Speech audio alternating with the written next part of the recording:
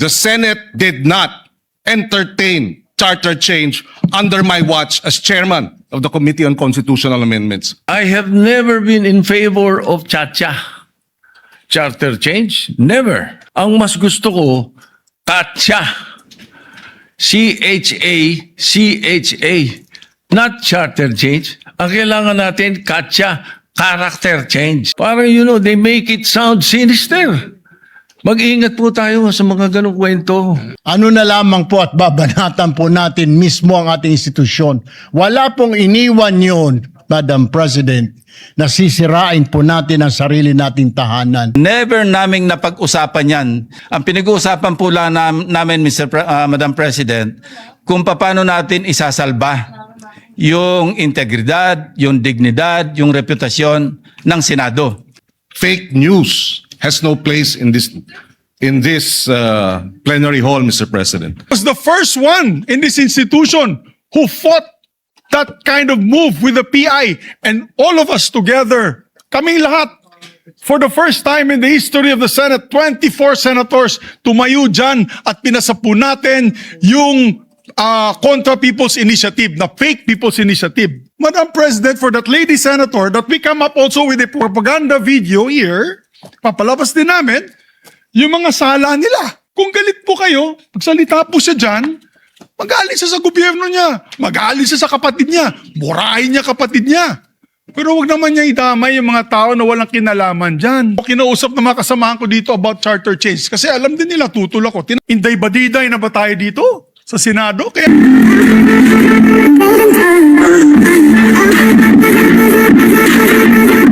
Madam President, may I make... Yes, we recognize Senator Mig Subiri. Point of order. Madam President, the point of order. Under Section 93, 94, 95 on Unparliamentary Acts and Language, I just want to point out that the video that the lady senator presented was obviously opinionated, a propaganda tool, right? It's should be stricken off the record, Madam President. And it's unparliamentary. We've seen videos presenting evidence on issues that are taken up on the floor. Senator Tulfo always comes out with videos showing people being mauled, people being abused for the information of this body to act on that particular issue. But to come up with an opinionated piece like that, ganong klaseng video na propaganda, na showing intrigue. Kasi ako, Madam President, hindi naman ako sang-ayon sa people's charter change. I was the first one in this institution who fought that kind of move with the PI, and all of us together, kaming lahat, for the first time in the history of the Senate, 24 senators tumayo dyan at pinasapu natin yung Contra People's Initiative, na fake People's Initiative. Na talagang kinall out natin yung lahat ng grupo ng tumutulak nun, from the Speaker and even Malacanang, kinalaban natin. Kaya wala kaming kinalaman dyan. Bakit sinama kami dyan sa propaganda na yan? Na dahil kami, Duwag 11? Ano ba yan? Bulaga 11? At grade 13? That should not be shown here. Because what will stop us now, Madam President, for that lady senator that we come up also with a propaganda video here, papalabas din namin, yung mga sala nila. Kung ano-ano, hindi naman kami ganyan. No? To gain traction, to gain views and publicity, will destroy our fellow colleagues here? Walang ganyanan. Hindi ako nagagalit. Kilala niyo ako. Ako pinaka-amiable dito. Mahal ko kayong lahat. Pero hindi tama yung pangyayaring iyon. Hindi ba? Kung galit po kayo, magsalita po siya dyan, mag-aalis siya sa gobyerno niya, mag-aalis siya sa kapatid niya, burahin niya kapatid niya. Pero wag naman niya idamay yung mga tao na walang kinalaman dyan. Katulad yan, never ako kinausap ni Senate President Soto. Never ako kinausap ng mga kasamahan ko dito about charter change. Kasi alam din nila, tutol ako. Tinanong ko din sila, wala silang kausap, wala silang kinalaman, wala silang alam sa charter change. This whole group is just nodding, shaking their heads. There is no such thing. Inday-badiday na ba tayo dito sa Senado? Kaya nga sinasabi, we're circus. I apologize to those who are watching. They think we're a circus. We are a circus because this type of language that we are pushing in this August chamber, it's unparliamentary, Madam President. It is unparliamentary. And I'll tell you now, these people here, ladies and gentlemen, in this body are not in favor of any amendments to the Constitution. We just want to bring back the integrity of this same chamber. Cannot we discuss that as a group, as a body, that we fight for our integrity, for the good name to be brought back, for people like Jokno, people like Tanyada, people like Aquino, people like Salonga, even Frank Drilon, people like Miriam Defensor Santiago, Joker Arroyo, who stood here for what was the best times of our institution. Have we forgotten that and we've made it already like a circus? Madam Chair, I do not agree. Because I'm not Macamarcos. I'm not, so when you come up with a propaganda tool like that, hitting all of us, it makes us look that we are, nasa panig po kami ng mali at nasa panig po kami ng mga demonyo. Diba? May panindigan po kami lahat dito, Madam President. So therefore, you can see my passion on this. I move to strike the horrible propaganda video off the records of this great institution, Madam President.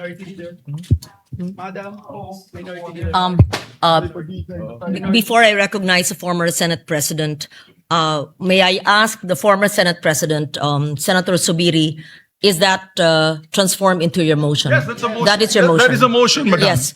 So before we act on your motion, may I hear first from the Minority Leader Thank and you. then Senator Tulfo? Yes. Is it a Thank you, Your manifestation Honor. or a motion as Thank you well? very much, Your Honor. Well, this is a way of seconding the motion of Senator Subiri. First of all, the presentation, or what we call the editorial video that we witnessed, yes. I would like to take exception of my being mentioned there. Parang lumalabas na parang lahat ng narinig nila or nakipag-meeting sa akin ang speaker o kung sino pa, parang pumayag ako. Sana tinanong nila yung source nila, pumayag ba ako? Yung mga binabanggit na idea, I did not even mention it to any member of the Senate. Tungkol doon sa mga ideas of, let's say, a regional Senate and all that. Ito mga idea ng mga tao to eh. Di ba? Kung nakikinig ka, narinig mo yung idea, ikaw ba'y sumang-ayon na? Dahil narinig mo? For example, in my case, I have never been in favor of charter change. Never.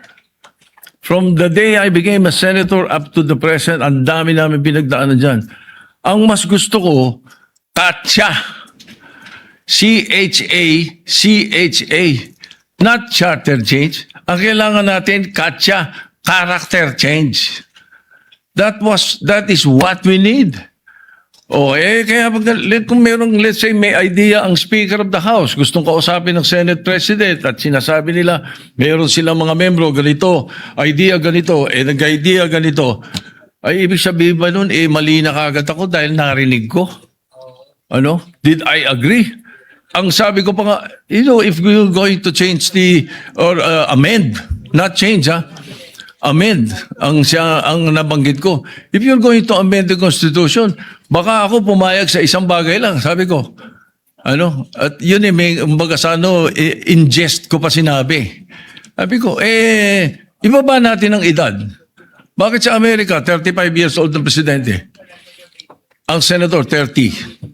Bakit sa atin, 40 and 35? Kaya mali pa rin yung sinasabi doon sa isa sa comment sa the distinguished lady na sinasabi, gusto ko raw iakyat into 50 para ma-disqualify doon sa Duterte.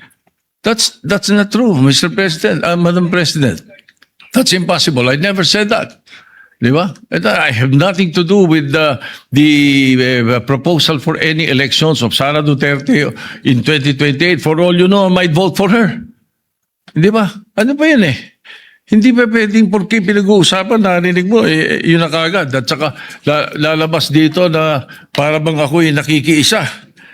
I have nothing to do with the allegations of Chacha.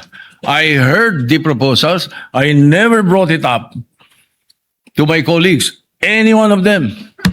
Hindi ko binanggit eh. As a matter of fact, there was one time na sinasabi yung meeting daw namin, Senator Lacson was there. He dropped by because he had the board meeting. Tapos sabi ko, tama-tama, nagkamali siya ng pasok. Andun lang kami. Well, it's not a room. It's just the VIP area that's open, very open. Sabi ni Senator Lacson, anong ginagawa niyo rito? Nagkamali ako ng pasok. Hindi, sabi ko, nagkwentuhan lang kami. Sabi ko, at tinanong ko pa siya, ilan ba yung kwartong pinapagawa sa new Senate building? I even asked him that. Bakit? Sabi niya, why? Ito kang kako, yung mga congressmen gustong gawing regional. Gusto nilang gawing 36 ang mga senador. Sabi ko, tatanong ko kung kakasya ron. We were joking. So yung mga source na nakikinig ng mga kwento, parang they make it sound sinister. Mag-ingat po tayo sa mga ganong kwento. Hindi ko sinasabing hindi nangyari. Nangyari. Yung nag-usap kami, nakita kami. As a matter of fact, you will not be surprised. You should not be surprised if I often see Bojidi. Because Bojidi is my golf mate. Ang mga golfing friends namin, every now and then, nagkaka-dinner kami. And during that time, na pinag-uusapan nila yung na binabanggit na nag-meeting daw kami dahil sa Chacha. Parang ganun ang dating eh. That's not true. Ang talagang topic namin was the new TW777 of Honma Meres. It's a new set of clubs that Speaker Boji was telling me that he wanted to buy and asked me if I tried it already. Kami mga golfing buddies na grupo. Even Dom Mendoza was there because Dom Mendoza is NPC also. He's the Secretary General of NPC. So pagka nakikita-kita kami almost, every 2 weeks? Every month we have an NPC meeting. We always miss you, Madam President, because you seldom attend. So hindi dapat masamahin kung nag-uusap-usap ang mga politiko, kung may mga idea mga politiko. That's why I really take offense. I take exception to what was presented. But I don't care about what the other mention or the other things that were mentioned. But as far as the issue of my involvement in Chacha is concerned, I vehemently deny. Definitely, I have nothing to do with that. And I second the motion of Senator Subiri that the editorial video should be stricken off the record because it appears na parang mayroon tayong sinister na plano na kasama kami. Thank you. Yes. Madam President. Thank you very much. Just so that there's a proper order, according to who first raised his hand, I saw Senator Erwin Tulfo. I saw Senator... I am objecting to the motion, Madam President. Let me just... Senator Sherwin Gatchalian, was it? Senator Kiko Pangilinan and Senator Ping Lacson and Senator Bam Aquino, Senator Rafi Tulfo, and Senator Rodante Marcoleta. I hope I am not accused of favoring the minority, although I heard the good senator. Yes, Senator Marcoleta may speak after. Madam Senator President, Erwin. Yes. I think I need to be heard because I am the one who objected to the motion. Oh, there's been an objection. Okay. Yes. The others are seconding the motion of Senator Miguel Zubiri. And Yes, Madam President, Senator I think- Dante Marcoleta is objecting to the motion to delete off the record the privileged speech. May we, the video in the privileged speech, we take note of that. May we hear the other seconding motions? And I think I've recognized the others in that order. Yes, we take note Madam President, of the objection. hear why I objected? I Yes. need to register the reasons why I objected to the motion. Madam President, I raised my hands immediately after. So I guess siguro May I? before hearing the objection of the good gentleman. That is what the from chair Pampanga. will, actually, that is what the presiding officer will actually say, that we will listen in the order that I mentioned, the seconding motions, and we will likewise listen to the objection so noted by Senator Marcoleta and all the reasons pertaining to the objection, and we will vote on the measure because there is an objection. Thank you. Thank you, Madam Chair. Madam Chair, I second the motion to strike that off our records, that video presentation presented earlier, Madam President. Because, Madam President, all senators of this chamber, be it the majority, be it the minority, we need respect, or we deserve respect, Madam Chair. We must not tolerate presentation of unparliamentary acts. Yung ating institusyon, Madam Chair, isisirain doon po sa video presentation. Nasisira po yung ating institusyon. And what we're trying to do, Madam Chair or Madam President, instead of trying to regain yung credibility of this Senate, ano na lamang po at babanatan po natin mismo ang ating institusyon. Wala pong iniwan yun, Madam President, na sisirain po natin ang sarili nating tahanan. Mabuti po sana kung facts-based po yung mga iprinisit na kanina. Haka-haka lamang po. Akala ko nga po, fake news yung pinapanood ko, which I believe is fake news, which I believe is just an opinion, an idea of one person or one group, Madam President.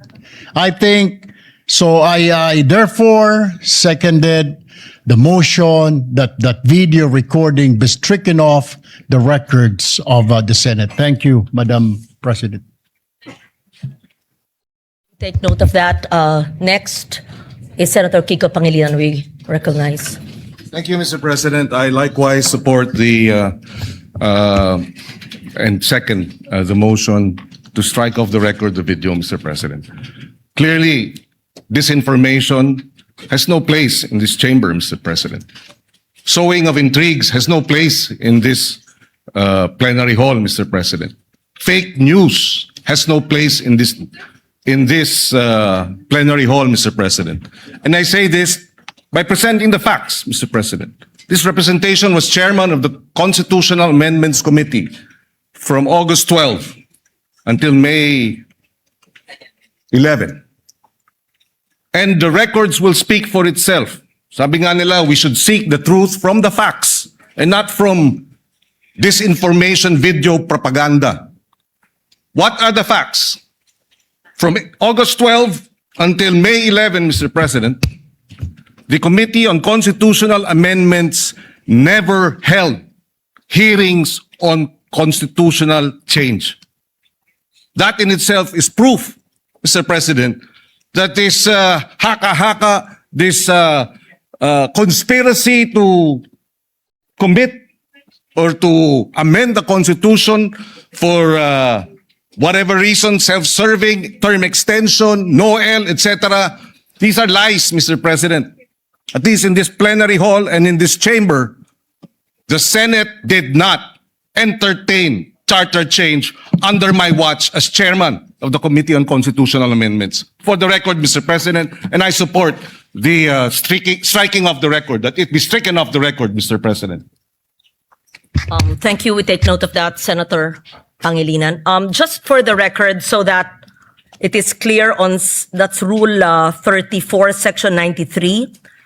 Acts and language which offend the senator or any public institution shall be deemed unparliamentary. And Section 94, no senator under any circumstances shall use offensive or improper language against another senator or against any public institution, just for the record. We recognize then Senator Sherwin Gatchalian.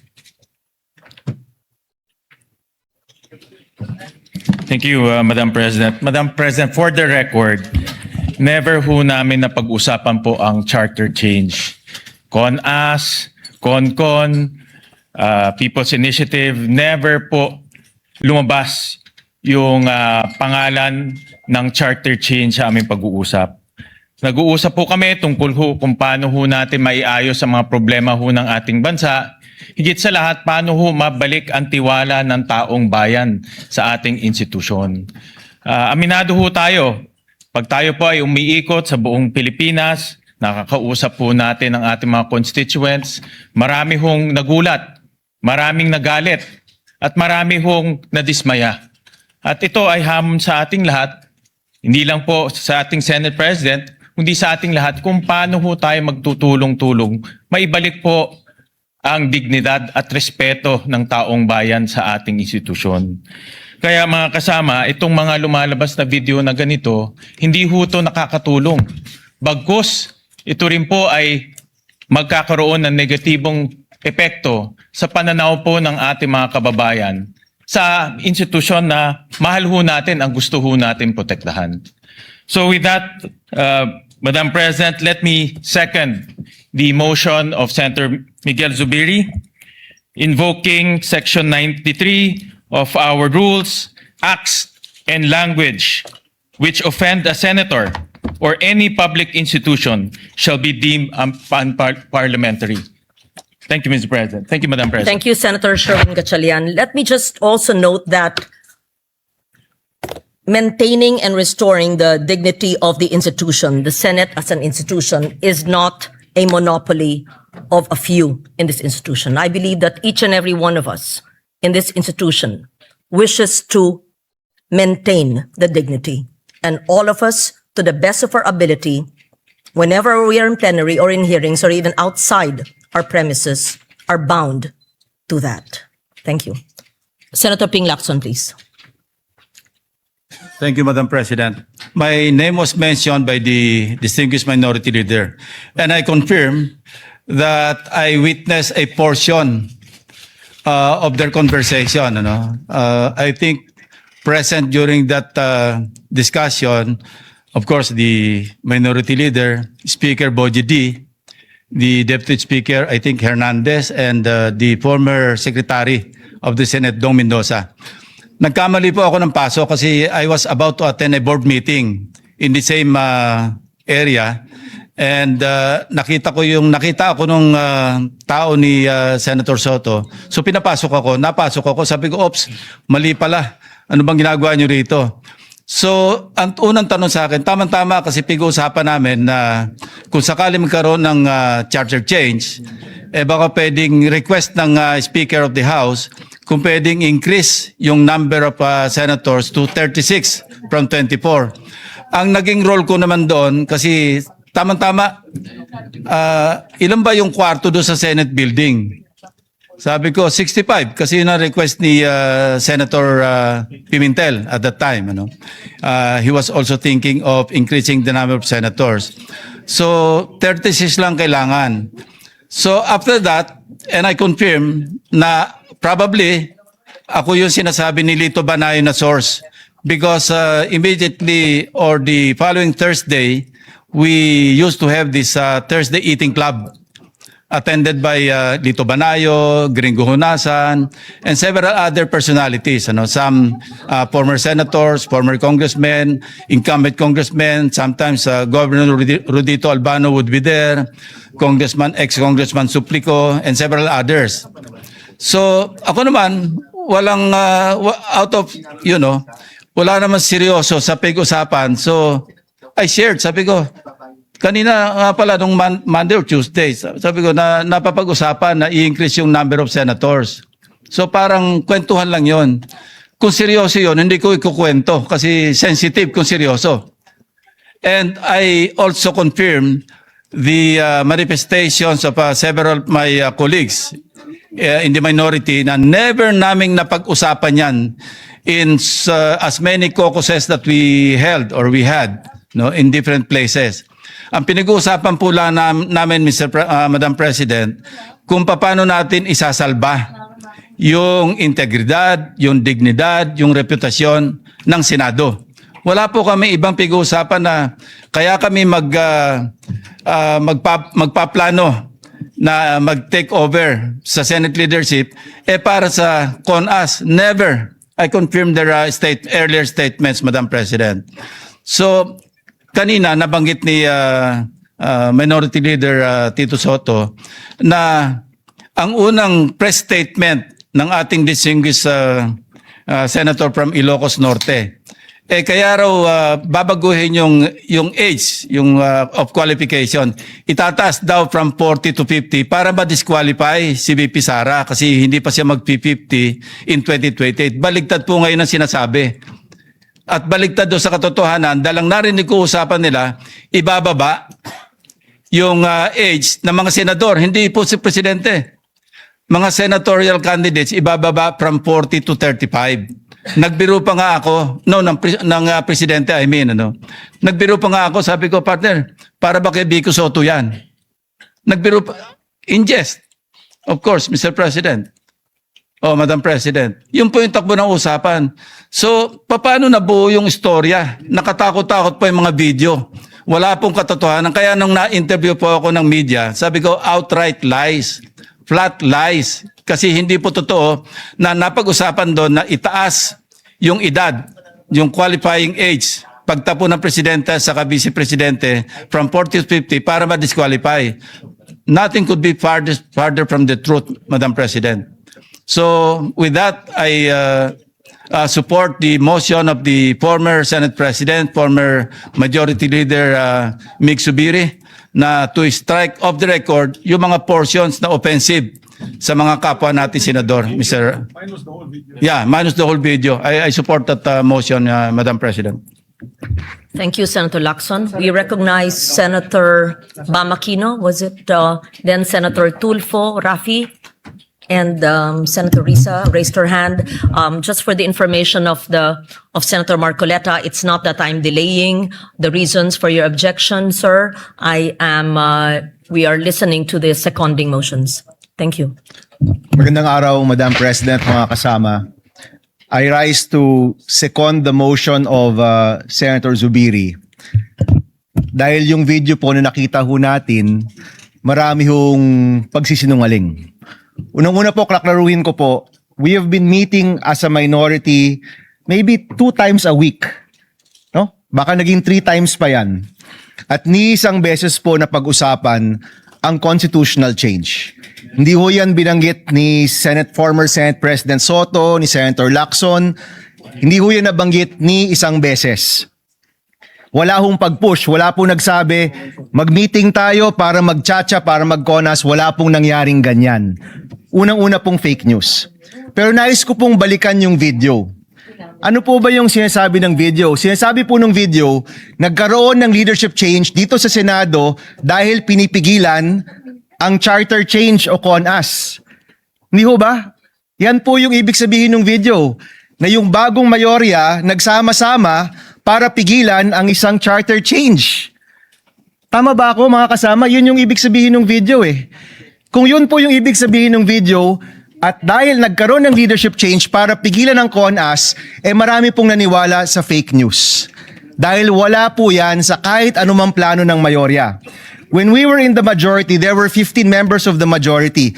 4 po dyan, kasama na po ngayon ng bagong mayorya. Ni isang beses po, hindi na pag-usapan ang charter change sa anumang meeting po namin. Ni isang beses, hindi po na pag-usapan ang CONCON o CONAS. Pagdating ko po dito sa Senado, ngayong 20th Congress, ni isang beses, hindi ho yan nabanggit. In fact, Mr. President, I don't even know kung merong nakafile. Meron bang nakafile na chacha o CONAS o CONCON ngayon in the 20th Congress? Palagi ko wala. Sabi po ni Senator Pangilinan, wala man silang napakinggan. Any motion, any bill on charter change, wala po. So kung sasabihin niyo po sa amin, ang rason kung bakit nagkaroon ng leadership change ay para pigilan ang isang CONAS o CONCON, ibig po sabihin yan, maraming naniwala sa fake news. Dahil hindi po totoo yan. Unang-una. Pangalawa, sa totoo lang po, marami ho dito ipaglalaban ang 1987 Constitution. Marami po dito hindi papayag na baguhin yan sa terminong ito. Marami po dito, hindi lang sa mayorya, pati rin po sa minority, ang magsasama-sama para hindi mabago ang 1987 Constitution. At higit pa po dito, ito pong sasabihin ko, marami rin po dito hindi papayag sa isang no election scenario. Siguro po, kung tinanong kami, kayo ba dito ay para sa charter change? Baka po makita po ng ating distinguished lady na marami po ditong sasang-ayon na ayaw natin ng charter change. Kung nagtanong lang po, ilan ba dito talaga yung ayaw ng eleksyon? Baka malaman po lahat tayo dito. Talagang 2028 election, paninindigan po natin na matutuloy. Kung tinanong lang po kami, siguro po, masasabi ho natin ngayon pa lang, kung nagbilangan tayo ngayon, baka 24 po ang makuha natin na hindi papayag sa charter change. Baka 24 po ang makita ho natin na hindi papayag na walang eleksyon. So para sabihin po na yung minority, yan ang pinakapaka, yun po'y mali, yun po'y fake news, yun po'y misinformation, and I second the motion of Senator Zubiri to strike this video off the record. Maraming salamat, Mr. Chairman, Madam President. Thank you, Senator Bam Aquino.